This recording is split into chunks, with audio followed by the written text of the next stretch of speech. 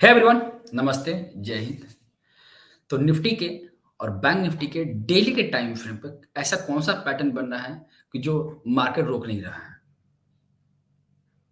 ये फैक्ट है कि मार्केट जो है रुक नहीं रही है, कंटिन्यू अपसाइड की तरफ जा रही है। ऐसा क्यों हो रहा है? इसके पीछे क्या रीजन और क्या लॉजिक है? तो आगे बढ़ने से पहले मैं आपको कुछ दिखाना चाहता हूँ। तो पहले देख लो, उसके बाद हम लोग डिस्कस करेंगे आगे। तो आप ये इमेज अगर आप देख रहे हो, तो इस इमेज में टोटल मूव कितने हैं? आप देखो, यहाँ से कंसीडर करोगे तो 1, 2, 3, 4, 5, 6, 7, 8, 9, 10 और 11। टोटल जो इमेज में मूव मिले हैं वो 11 मिले हैं। तो अब 11 मिले हैं तो 11 कैसे मूव होता है? तो ये 3 प्लस 4 का काउंटिंग होता है। अगर हम 5 प्लस 4 करते हैं तो इम्पल्स बनता है।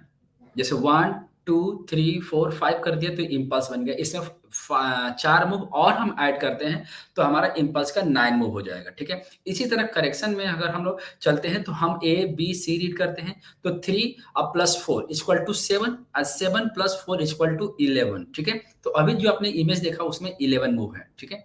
तो आइए हम लोग जरा चेक करते हैं कि निफ्टी और बैंक निफ्टी में क्या मूव बन रहा है। ये निफ्टी का चार्ट है, डेली टाइम फ्रेम का चार्ट है। अब इसको पूरे अच्छे तरीके से समझो इसको। ये जो बॉटम लिया है मैंने यहाँ पर, ये 2022 का मई का जो लो है, वहाँ का बॉटम लिया गया है। ऐसा इसलिए क्योंकि यहाँ पर सारे इंडिकेटर्स, बेसिकली मैं एमएससीडी यूज़ करता हूँ, तो मैंने एमएससीडी यूज़ किया है, तो यहाँ पर लोअर लो लगाया है, ठीक है? अब यहाँ से जो है काउंटिंग स्टार्ट कर रहा हूँ। ऐसा क्यों? क्योंकि इलियट वेव में क्या है कि आप कम से कम 1 साल का चार्ट ले सकते हो और ज़्यादा से ज़्यादा आप 3 साल का या 5 साल का चार्ट लेकर अगर आप स्टडी करते हो तो आपकी काउंटिंग जो है वो एक सीक्वेंस में आ जाएगी। ठीक है? तो यहाँ से जो मूव गया है, अब देखो पहले कि ये पहले हमने इसको अगर हम 1 कंसीडर करते हैं, इसको 2 कंसीडर करते हैं तो थर्ड हमारा छोटा नहीं होगा, ठीक है? तो ये मुझे जो ये पूरी काउंटिंग समझ में आ रही है कि जो काउंटिंग चल रहा है ये 3-3 के नेचर में चल रहा है। 3-3 के नेचर में। अब ये 3-3 के नेचर में चल रहा है तो 2 पॉसिबिलिटी हो सकता है। पहली पॉसिबिलिटी कि या तो ये ट्रिपल करेक्शन हो सकता है, या तो ये डबल करेक्शन हो सकता है, या फिर ये क्या हो सकता है, ये इंडिंग डायगोनल हो सकता है। क्योंकि इंडिंग डायगोनल में भी क्या होता है, 3-3 का ही मूव होता है। 1, 2, 3, 4, 5 हो गया, तो इसमें भी 3 मूव रहेगा, इसमें भी 3 मूव रहेगा, इसमें भी 3, इसमें भी 3 और इसमें भी। सब में 3-3 का मूव रहेगा। ठीक है? तो अभी मैं इसकी काउंटिंग कर रहा हूँ, ज़रा इसको समझना। तो यहाँ से जो मूव गया है, ये मूव 1, जिसको सॉरी इसको हम लोग ए कंसीडर करेंगे, तो यहाँ से मूव गए इसको ए और प्राइस जो टूट के आया बी। अब बी जो है 38.2% है। ये ज़्यादा से ज़्यादा कितना जा सकता था? 50%। क्योंकि ए स्पीड में है, तो ज़ाहिर-सी बात है जब ए स्पीड में होगा तो बी आपका स्लो हो जाएगा। और ये कहाँ नेचर है? ये किसका नेचर है? तो ये ज़िगज़ैग का नेचर है। तो इसको हम इस पॉइंट को ए रखा है मैंने, इस पॉइंट को बी रखा है और इस पॉइंट को सी रखा है। तो एबीसी मिला के मैंने इसको 1 रखा है। अब इसको डब्ल्यू भी कर सकते हो। डब्ल्यू रख के भी सकते हो, ठीक है? अब यहाँ पे देखो, अब यहाँ से जो फॉल आया है देखोगे तो बहुत ज़्यादा टाइम लिया।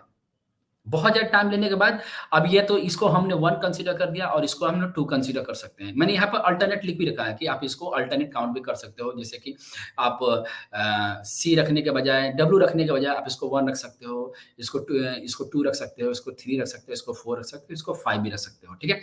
तो अब देखो, ये जो फॉल आया है, हर फॉल और राइज क्या रहेंगे, एक दूसरे से क्या रहेंगे, कोरिलेट करेंगे, एक दूसरे से रिलेटेड रहेंगे। जैसे आप देखोगे तो ए का जो अपसाइड है, वो सी का भी अपसाइड है, सेम नेचर है। और ये कहाँ नेचर पाया जाता है? ये नेचर एंडिंग डायगोनल बेसिकली मिलता है। उसमें क्या होता है कि वेव फर्स्ट का जो सी बनेगा, इस वाले वेव फर्स्ट का जो सी बनेगा, वो ए से कोरिलेट करेगा। ए का जो नेचर रहेगा, वही आपका सी का रहेगा। ठीक है? तो और यहाँ पर भी जो एक्स का नेचर रहेगा, वो ऑलमोस्ट जो है आगे का जो एक्स रहेगा, उसका भी सेम नेचर रहेगा। ठीक है? तो आप यहाँ से देखोगे तो ये स्पीड में फॉल आया, तो आगे का भी जो फॉल आएगा वो भी एप्रोक्सिमेटली ऐसा ही आएगा। ठीक है? अब चलो, तो यहाँ पे देखोगे तो 3 मूव रहा, तो सी हो गया और यहाँ से जो फॉल है एक्स कंसीडर कर दिया। अब आगे का जो मूव बन रहा है देखोगे, तो आगे का मूव में भी 3 ही मूव दिख रहा है। मतलब यहाँ से देखो, तो ये पूरा जो स्पीड में गया है, ये ए बना। ठीक है? और यहाँ से जो फॉल आया ये 23.6% है। अगर आपको याद होगा तो मैं आपसे बताया था कि यहाँ से प्राइस जो है बाउंस बैक करेगा और 20,160 का हाई लगाएगा। ठीक है? क्योंकि मुझे पूरा विश्वास था कि ये कहीं न कहीं जो है अ, वेव वी का फॉर्मेशन कर रहा है और वेव वी जो है आपका 50% से ज़्यादा नहीं जाना चाहिए, अगर ये ज़िगज़ैग है तो, ठीक ना? तो यहाँ से जो फॉल आया ये 23.6% ही फॉल आया। इसके बाद जो सी बना ये आपका 38.2% है। ऐसा इसलिए क्योंकि ए वेव क्या है? एक्सटेंशन में है। ठीक है? इसके बाद इस पॉइंट को हमने थर्ड रख दिया है और यहाँ से जो फॉल आया इस पॉइंट को हमने एक्स और इसको वेव फोर्थ भी कंसीडर कर सकते हैं। तो अगर आपको याद होगा जो टेलीग्राम पर या फिर लाइव भी आकर मैं बताया था आप लोगों को 26 अक्टूबर के आसपास तो मैं बताया था कि मार्केट में लो लग रहा है और आप मिड कैप और स्मॉल कैप के स्टॉक्स को पकड़ो क्योंकि यहाँ से रैली स्टार्ट होने वाली है। क्योंकि मुझे लग रहा था कि यहाँ पे जो फ़ॉर्मेशन हो रहा है एक वेव फोर्थ का या फिर डबल एक्स का फ़ॉर्मेशन हो रहा है और यहाँ से प्राइस जो है बहुत अच्छा रैली में एंटर करने वाला और हम लोग नया हाई में एंटर करके अभी तो खैर 22,000 में आ चुके हैं। अब देखो कि यहाँ पर जो मूव देख रहे हो वेव फर्स्ट का जो मूव है पूरा ए, बी, सी मिलाकर सेम मूव आपका किस में दिख रहे हो? आपका थर्ड में भी सेम है। पूरा मूव एबीसी का नेचर देखो तो सेम मूव दिख रहा है। अब यहाँ पर भी वेव फिफ्थ में भी क्या है? सेम मूव दिख रहा है। मतलब ये जो चल रहा है ना, ये पूरा जो वेव फिफ्थ में अल्टरनेट की तरफ जो मूव चल रहा है, ये भी क्या है? ये ए बन रहा है अभी। तो हो सकता है कि अगर ये थोड़ा-सा फॉल आएगा तो बी का नेचर बने, फिर वो सी बने। खैर सी छोटा बनेगा क्योंकि ये जो मूव चल रहा है ये आपका सिंगल ए बन रहा है। तो ये पूरा जो नेचर बन रहा है निफ्टी के डे के टाइम फ्रेम पर मुझे इंडिंग डायगोनल जैसा दिख रहा है। और हम इंडियन डायगोनल में वेव फिफ्थ के ए वेव में हैं। मतलब इस वाले जैसे ये ए बना है और ये ए बना है, तो हम लोग इस वाले नेचर में हैं। तो अगर प्राइस का फॉल आएगा तो ये बी बनाएगा या फिर ये वाला बी का नेचर बनेगा यहाँ पर। मतलब यहाँ से जो फॉल आएगा वो बी के नेचर में आएगा और यही कहीं आस-पास का बी जो है बनेगा और फिर वो सी की तरफ जाकर वो क्या करेगा, इस वाले वेव फिफ्थ को ये क्या करेगा, कंप्लीट करेगा। ठीक ना? आई होप कि आपको ये समझ में आ गया कि अभी इस वक़्त निफ्टी कहाँ पर खड़ा है। तो अभी निफ्टी इस वक़्त एंडिंग डायगोनल के वेव फिफ्थ के ए में खड़ा है। अगर डाउन साइड आएगा तो क्या बनेगा? बी बनेगा। अब बी कितना बन सकता है? तो मैक्सिमम के 50% बनेगा फॉल। ठीक है? अब इसको हम लोग स्मॉलर टाइम फ्रेम में थोड़ा-सा 15 मिनट का टाइम फ्रेम में देख लें कि इस वीक में क्या होने वाला है। तो ये अगर आप लोगों को याद होगा तो ये वाला मैंने आप लोगों को बताया था लाइव क्लास में आपको ये पढ़ा चुका हूँ कई बार, आपको बता भी चुका हूँ मैं कि ये अभी जो मूव चल रहा है, ये आपका A1 मतलब यहाँ से जो फॉल आया है इसको आप लोग C कंसीडर करोगे या W कंसीडर करोगे, जो भी मतलब अभी प्राइस जो है टाइम ज़्यादा लेगा तो हम लोग X कंसीडर करेंगे और ज़्यादा टाइम नहीं रहता तो हम लोग इसको क्या करेंगे, इम्पल्स कंसीडर करेंगे, ठीक ना? तो अगर ये ज़्यादा टाइम कंज़्यूम करेगा तो हम लोग फिलहाल कम से कम हम लोग 81% देखेंगे कि मतलब 81.2% आ गया और ये टाइम कंज़्यूम कितना रहेगा, जितना यहाँ से यहाँ तक फॉल आया 52 तो यहाँ से भी इसको 52 हो जाना चाहिए। ठीक है? अगर नहीं 52 में प्राइस जो है आपका यहाँ भी आ सकता है। तो अभी हम लोग क्या करने वाले हैं कि अभी अगर प्राइस जो है यहाँ से रिवर्स करता है तो एक्स का फॉर्मेशन होगा। अगर इसको ब्रेक करना शुरू कर दिया, इसके ऊपर चलना शुरू कर दिया तो लास्ट डेस्टिनेशन हमारा फाइनल डेस्टिनेशन जो है यहीं पर आकर रुकेगा। और यही ऐसा पॉइंट है 21924 या 100-150 पॉइंट प्लस भी कर सकते हो। तो यही वो पॉइंट है जो निफ्टी के वेव फिफ्थ का एक कंप्लीट करेगा। ठीक है? मतलब 22,000 के आस-पास जो है निफ्टी जो है इंडिंग डायगोनल के वेव फिफ्थ का एक कंप्लीट करेगा। ठीक है? तो ये 15 मिनट का टाइम फ्रेम भी इसलिए दिया हूँ क्योंकि आपको ये जो मूव है ये आपको समझ में आ सके। ठीक है? तो निफ्टी का मूव समझ में आ गया। कंक्लूजन क्या है? कंक्लूजन ये है 2 बार तीसरी बार मैं रिपीट कर रहा हूँ। निफ्टी जो है वेव इंडिंग डायगोनल पहले हम लोग इंडिंग डायगोनल बोलेंगे। इंडिंग डायगोनल के वेव फिफ्थ के ए वेव में है। चलते हैं अब बैंक निफ्टी की तरफ देख लेते हैं। तो अब बैंक निफ्टी में जाने से पहले फिर वो इमेज देखो। यही इमेज आपके दिमाग में चलनी चाहिए और इस इमेज को मैं टेलीग्राम पे भी शेयर कर दूँगा। ये इमेज आपके दिमाग में बार-बार चलनी चाहिए, ठीक है? क्योंकि इसी का फॉर्मेशन हो रहा है मार्केट में, ठीक है? अब यहाँ पर आप लोग क्या देख रहे हो? यहाँ पर हम लोग बैंक निफ्टी का देखेंगे मूव। तो बैंक निफ्टी का जो मूव देख रहे हो यहाँ से पूरा मूव मैं आपको दिखाना दिखाना चाह रहा हूँ। ये देखो, हमने काउंटिंग यहाँ से स्टार्ट करें हम लोग काउंटिंग जो है यहाँ से स्टार्ट करेंगे। ये भी जो मूव है आपका 2022 का ही मूव है। तो यहाँ से जो अपसाइड जो गया है, आप देखो इस चीज़ को। ये जो अपसाइड गया है, इस पॉइंट को हम लोग ए वेव कंसीडर करें क्योंकि इसमें भी 3 मूव है। देखोगे तो वह ए, बी, सी इसमें 3 ही मूव है। तो इस पॉइंट को ए कंसीडर करेंगे और यहाँ से जो फॉल आया इसको बी कंसीडर करेंगे। क्लियर ना? इसको बी कंसीडर किया जाएगा। अब वैसे भी वेव सेकंड नहीं है, क्यों नहीं? वैसे भी वेव सेकंड नहीं है।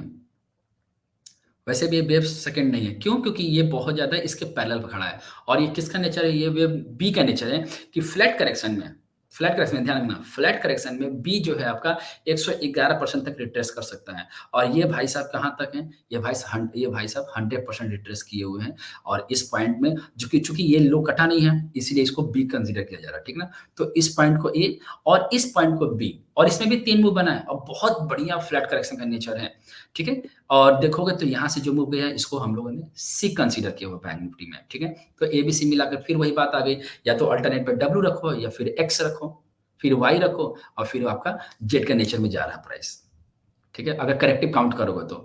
अगर हम इसको इंडिंग डायगोनल की तरफ काम करेंगे, देखो पहले समझ लो कि इंडिंग डायगोनल और ट्रिपल करेक्शन और डबल करेक्शन एप्रोक्सिमेटली कुछ ऐसे ही पैटर्न बनते हैं, ठीक है?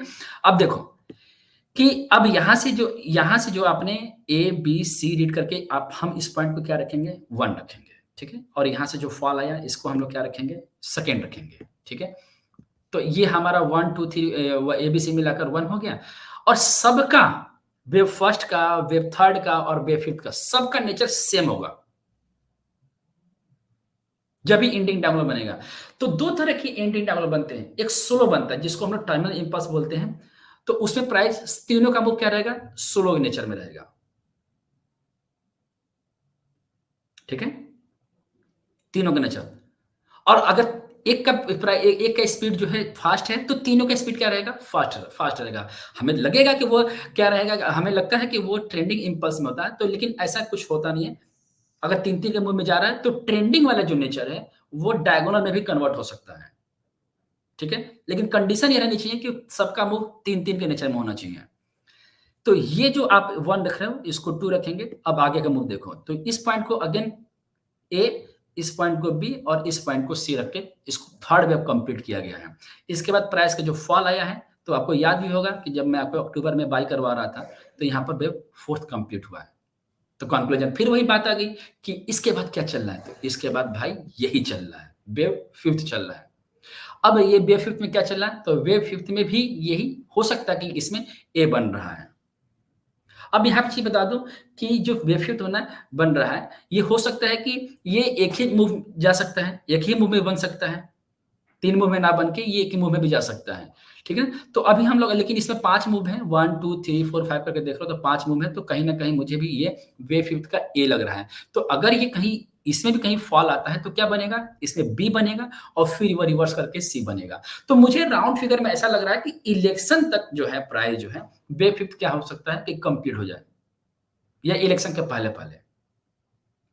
मैं ओवरव्यू बता रहा हूँ। क्योंकि ये पूरा जो मूव चल रहा है 1, 2, 3, 4, 5 के नेचर में तो बिल्कुल भी नहीं चल रहा है। इंडिंग डायगोनल के नेचर में चल रहा है और इंडिंग डायगोनल कहाँ बनता है? वेव फिफ्थ में बनता है। ठीक है ना? और इसके बाद प्राइस का जो फॉल आता है, वो ड्रास्टिकली फॉल आता है। तो अभी तो ख़ैर 2 मूव मुझे लग रहा है कि पेंडिंग है कि वेव फिफ्थ के ए दोनों निफ्टी में और बैंक निफ्टी में कंप्लीट हो रहे हैं, ठीक है? अब बी की तरफ जब भी प्राइस स्टार्ट करे तो बी का ही प्राइस जो है स्टार्ट करेगा, ठीक है? तो निफ्टी और बैंक निफ्टी मैंने दोनों बता दिए हैं। बैंक निफ्टी का स्मॉलर टाइम फ्रेम का चार्ट मैं आपको लाइव में समझाया भी था। एक बार फिर से उसको देख लेते हैं, उसको रिवाइज़ कर लेते हैं, फिर हम लोग लाइव सेशन में उसको फिर से डिस्कस करेंगे। अब जो ये देख रहे हो ये 15 मिनट का टाइम फ्रेम है, ठीक ना?